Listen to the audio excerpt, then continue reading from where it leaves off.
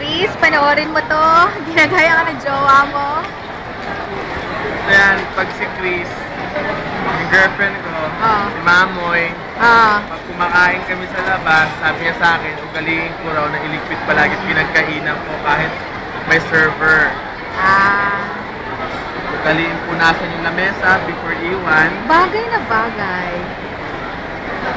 At tapos, kung mamasamain, magtitip pa yan, magtitip.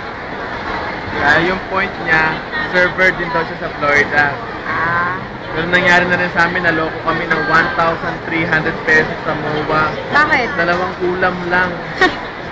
Ano nga yun? Sinigang sa miso na lapu-lapu sa 2 payat na lalaking alimango na worth 650 pesos. Paano mo nalaman lalaki o alimango?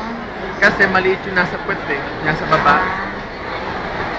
Moy, miss na kita. Sana ikaw kasama ko ngayon dito.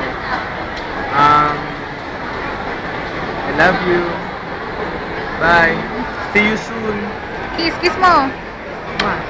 Love ya, love ya, love ya. Sino ka? Bye.